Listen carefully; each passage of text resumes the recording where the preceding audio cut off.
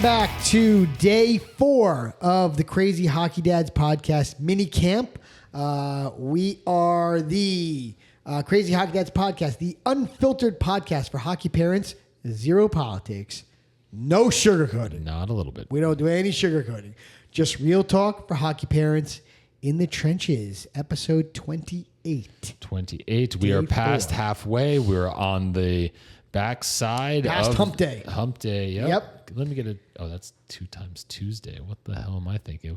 Let me get a hoo-ha 2 times Tuesday. What commercial was that from? I don't know. That was definitely a thing. Is that like for like a restaurant? Like Maybe. a Fridays or something like that? I just totally messed that up. I don't know where that's from. Because what I was really trying to Convey was the Geico commercial with Camel and a hump day. Hump day. That was a great commercial. What'd I do? You hit the Vocaster. Are you all jacked up? Mm-hmm. Are you? All right. Well, we'll see. You sound fine to me, by the way. I did not sound fine to me. Really? Yeah. Did you lose something in your ear? Lost my mind. Well, because hockey season's back, so yeah. I know. Okay. I get it. Well, yeah. So here we are. Day 4 of Crazy Hockey Dad's mini camp. I'm hoping that you guys enjoyed days 1 through 3. Yep. Right? So here we are, day 4. Shall we do our crazy hockey? Should we do our...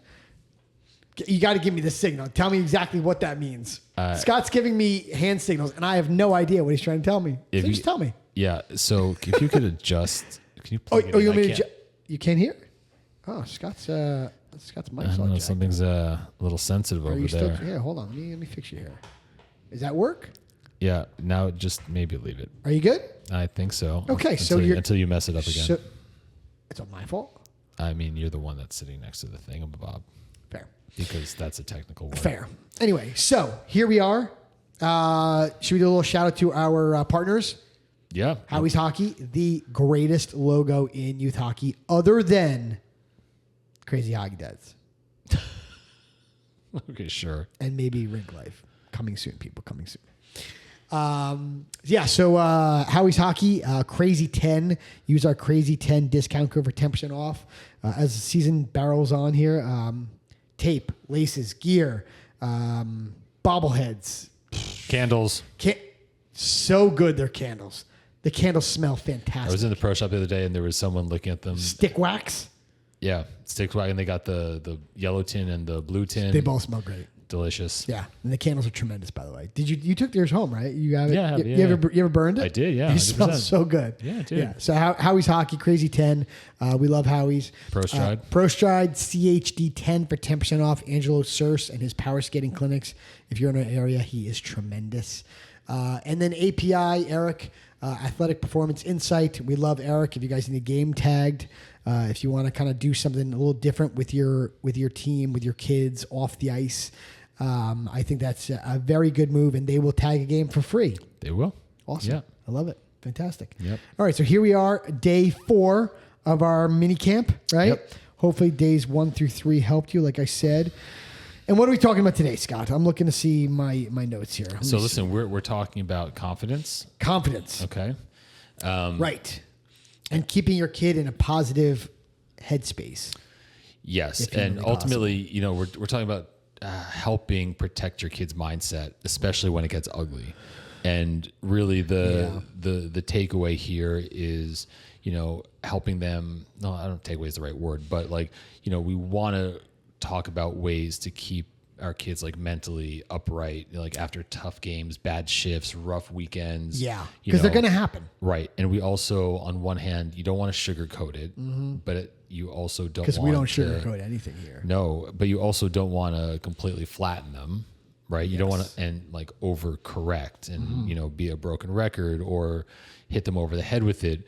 So ultimately, look, your kid's mindset and keeping it positive and trying to maintain confidence or bring back confidence if it's gone. It's hard. And that's going to happen, right? But that is all way more important than any single game, right? And it's like, or any single shift, right? So no question. Look, we talked a little bit in one of the previous podcasts about patterns of behavior, and like if you see things that are like really been kind of off the mark for, if your kid was like at like maybe like a higher level and then you saw a decline, right? Then maybe you want to talk to coaches, and that's where the communication piece. Day 2, right? But just before you say or give your kid feedback, you want to also be mindful that you don't want to tear down any confidence. And there's an art there. And if it was really easy, everyone would be doing it. No question. Well, it is an art form to deliver that in the correct manner. Right. Especially when your emotions are high as a parent. And that's where you kind of go back to, the last couple of days we've been talking about kind of handling your emotions, right? Right. Because if you say things when you're emotional, they don't come out right. Right. Right. Yeah. So no, positivity is huge. And the other thing, confidence is huge. So just sorry to cut you off, but the one piece that also comes up is the critiquing of your kid, like after the game, right? And if they probably know that they didn't have a good game, and they also definitely don't need to necessarily hear it from you right afterwards. So it's like, stay positive. 24-hour rule. 24 hours. We talked about the last couple of days. Yep. So that's a continued. For parents and for you talking to your children, right? No doubt. Coaches and talking to your kid, right? Right. But stay positive and not like necessarily punitive. No, positivity is huge. Right. It's huge. But positivity that can also be weaved into,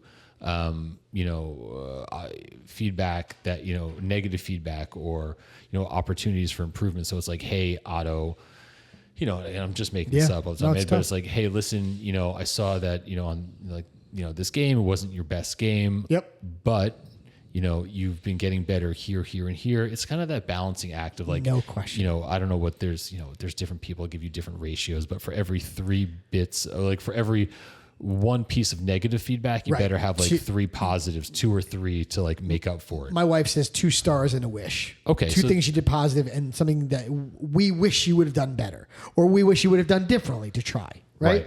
Something like that. Is that what you mean? Yeah, no, that's exactly what I mean. So again, the overarching goal is to stay positive, right? We want, and part of that is to not omit or not to give constructive feedback, but make sure that there's positivity attached to it with the hopes of maintaining or building confidence. Listen, the last couple of days they all kind of meld into each other in different ways, right? No doubt. When you're talking to your kid when they come off the ice, if they had a good game or a bad game, and you want to tell them something that you were not happy with, there's a way to deliver it. We talk about how to communicate. Right. There's a way to deliver these things, and I in the past have been guilty of delivering things in a not so positive light. Right. And I have to tell you, of course, right? And I have to tell you, but I can give you an example. It kind of tore my kid down a little bit, where then I had to realize, or a lot of it, and then I had to realize what the fuck was going on, and then go fix it, right? And look, that was loud ice. I know, that was bad, really loud. Bad call on my part. Really loud. It was funny, but just loud. But yeah, and I have to tell you, as this season is starting, Dominic's confidence is at an all-time high, and we are being nothing but positive. Right. And I know that some of the things that we say on this podcast are not easy to do. Right. We're saying them, make sure you communicate, make sure you have your emotions in check. Right. Make sure you keep things positive with your kid. It's easier said than done. It's simple, but not easy. Correct. Right. It's difficult. And I think if it hasn't been clear so far, I think it has been, like, we are in no stretch, like, doing this very well most of the time. Right. We're getting better. And this podcast is helping us do that. Right. And hopefully it's helping you guys listening as well. Just get better, a little bit better every time. So then maybe, your relationship with your kid doesn't, you don't have an issue. Right. And part of this, the processing part of when things are difficult and maybe you don't feel positive, maybe your kid doesn't feel positive, they feel negative, or the confidence is lower, and you figure that out because you saw a kid that used to be like a dog in the corners and now they're being timid, right? So there's been a shift. So, there surely are going to be times when like your kid's going to want to open up about it. Sure. And part of them opening up about it is like processing kind of like what's going on. And they might not want to hear what I have to say. That's right. And you may be making it worse.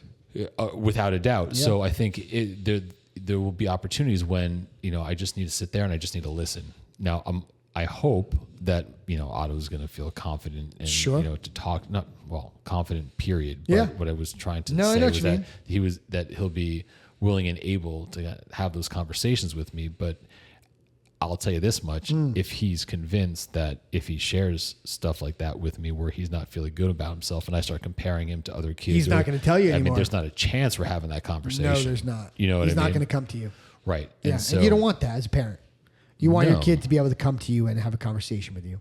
Right. And then, and if they're coming, if Otto comes to me or Dominic comes to you and, they're upset about something or they're frustrated or whatever it is, you can shift the conversation from like what went wrong or what is wrong to like going from problematic thinking or whatever to like more solution based. Yep. You're like, okay, absolutely. Like, okay, that's the problem. Great. We identify that's a problem, but let's stop talking about, that's right. And now go figure out how to fix it. Poor me. Because that does nobody any good. No. All this is a waste of time and effort and energy. Right. But now go fix it. But there is a space for a kid to like, let them, they can vent. Like Absolutely. They don't have to be like these robots. Robots. Exactly. I agree.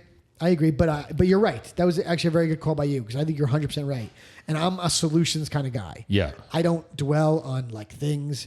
I see a problem, I identify the problem, and then now it's on about how to go fix it. Right. And I think part of the things that I get wrong at times as a parent is that, when we talk about some of these things that might seem insignificant to us because we're older, like we can't minimize how that might be making our kid feel. Right. And that's also where some of that art versus, comes in and like, it's going to be different by kid, by situation. But I think you also you don't want to minimize maybe what your kid's going through. And just because you think it might not be a big deal, if a pattern of behavior is persistent, well, maybe it's a bigger deal than, you as a parent are making it out to be, and that your kid's having a harder time than maybe you think they should, or they're leading on. Right. Yeah. Right. So you want to be there for them. Absolutely. Obviously. Yeah. No question. And to that end, the confidence piece, I think about it, and it probably breaks or crumbles faster than it does to build it up, right? Like, it doesn't necessarily take much to shatter confidence, but it's hard to build it back. But it takes a long time. It's like the stock market. It goes down really easy. It takes a long time to come back. Dude, it's like if you've been physically fit or active and then you just totally like drop it. It goes in a heartbeat. You can put on a ton of weight like that. And your strength gets zapped and it takes forever to put it back. But exactly. Yeah, no, it's true. You're right. And you're exactly right. The confidence is the exact same thing. Yeah. I saw it with my own kid. Yeah. And now that it's back, I will do whatever I can do to keep it there because of the long road back, like we just talked about. Because it's a nightmare trying to get it back. Yeah, but it's brutal. There's going to be other things that you're going to go through it again, but they're also going to have that experience now. Oh yeah, or Dominic will, and he can look back on that and be like, "Look, I went through something tough. Yes, and look what I came out on the other side. That was really tough, dude. And now he can be like, I can do hard things and get through them and move on. And it didn't kill me. Right. I'm still here. Right. He can see that it didn't change him, right? If anything, it makes you stronger. Right. And you may not see it in the moment. Whatever doesn't kill you makes you stronger. Yes. So although I had I worked for a chef. Right. And he would come in and he would say, "You know what they say, Scott?" I'd say, "No, David, what do they say?" And he would say, "Whatever doesn't kill you will only make you wish you were dead." And I was like, okay. Is that what he said? Oh, yeah. Was he American? Yeah. He was? Yes. Huh. Yeah. He was very sarcastic. Older guy? I mean, he was older than me for sure, but like, I don't know. So what? He's probably like, I don't know, 15 years older than me. Okay. Is he a good chef? Yeah, excellent. Still? Yeah. I mean, he's been out of like the kitchen game for a long time. Oh, he hasn't. He's not in it anymore. No, but all I'm saying. Oh, so he's not cooking anymore. No, I think he teaches. Interesting. Yeah. Anyway, You know what they totally say? digress. What do they say? Well, they say those who can't do teach. Okay, maybe. Not school. I'm not talking about teachers. Not like elementary school. Yeah, keep digging I know, keep digging the hole that you're making for yourself. As my wife's a teacher. Way to go, buddy. Good job. Yeah, way to maintain her confidence. Seriously. Yeah, she's really good though. Oh yeah, she is. Yeah, good. She's a stud. Yeah, that's awesome. Yeah, I'm sure she is. Yeah, that's why my kids are so awesome. Because of her. All because of her. Yeah. You know what they say? They say behind every great man is a great woman. Really? That's what they say. You know, when in all of these expressions, who the fuck is they? They. Yeah, that's my point. They. Okay. Anyway, this is getting a little out there. But so again, confidence, positivity, huge, really important. And you know, again, it crumbles faster than than it builds. So So as the season goes on, and as things get challenging, as things get difficult, just make sure that you do what you can to help keep your kids' mindset positive as possible. Yes. Help keep them upright after games, bad shifts, rough weekends. Regardless of player issues, themselves playing poorly, coach issues, parent issues, because they will arise. This game is a roller coaster. Right. And so when you go through this stuff, it's okay to be honest, but that honesty should also be complemented by picking out the positive. Yes. And keep the focus on your kid and where they were before. On the positivity. But the progress that they've made. You know, we're not comparing like we talked about in the last podcast. No comparing. No doubt. And that their mindset is more important than any one game or any one shift. So skip the post-game critique. Yeah. You know. And you know what? If you bury your kid with like negativity, you know, they're not going to play well. And it's just a downward spiral. It doesn't help. I think sometimes a lot of us parents, because we kind of are like a little bit of old school thinking, you know, we think that if you like lay into your kid that, you know, they're going to respond. Some do, don't get me wrong, right? But the majority I don't think do. Yeah, look, there's definitely examples of families of kids where it's just, you know, they're seemingly cut from a different cloth, and there's 100% people on all ends of that spectrum. You mentioned the Williams sisters, right? I mentioned like Tiger Woods, right? Like their parents, I'm pretty sure, laid into them pretty good, you know, and was not. You know, I think they were pretty prickly. They turned out to be studs. Working for them. But like you and I talked about off air, I think that they're the exception, not the rule, and I think that there are many parents who have ruined their kid as opposed to kids that have reached heights like that. Right. And so you just don't hear about them. Something my wife says to me often is that, you know, what you say to your kid or your reactions to your kid is what's going to become their inner voice. It's true. And that's something that, you know, again, it's true. It's not like that she came up with it, but that's something that she heard and she's held on to. And we talk about in our house, and I need to think about that more often. But just imagine if it, let's say that's true, that like your reactions become your kid's inner voice. Right. Then the way that you lay into your kid, like that's the story, that's the narrative, that's the anger, that's the body language, that's all those things that they are replaying over in their head. Yep. And that for most people is not going to yield a better, you know, positive kid with confidence, self-esteem, all that stuff. You know, we want to do what we can to support them and be healthy, and that's why we're here. Yeah. Right? That's 100%. The idea behind this whole thing, you know? Yeah. So hopefully day 4 was just as good as day 1 through 3. Hopefully you guys had a good takeaway from it. Tomorrow I know we did managing or keeping things positive today at all costs. Tomorrow we're going to jump into a little bit of managing your own stress. Yes. And emotions as a parent. Because like we said before, this is a roller coaster. This game, and you tell me if I'm wrong, the highs are so high and the lows are so low, and you get everything in between, and it can change in a heartbeat. Yeah. It's wild. A season has so many highs and so many lows. Yeah. And everything in between. Yeah, it's a mixed bag, but it's also a great journey. And it's wonderful. Yeah. But my God, are the highs high and the lows are low. Listen, as is life. That is very true. So again, we talk about life lessons. There we go. You know, it's a good life lesson for a kid All right. to see. All right. Episode 4 in the books, So dude. that was day 4 in the books, right? Episode 28, day 4. Tomorrow we'll be back with managing your own stress and emotions. Scott, till tomorrow. Until tomorrow. See you, bud. Later, dude. Later.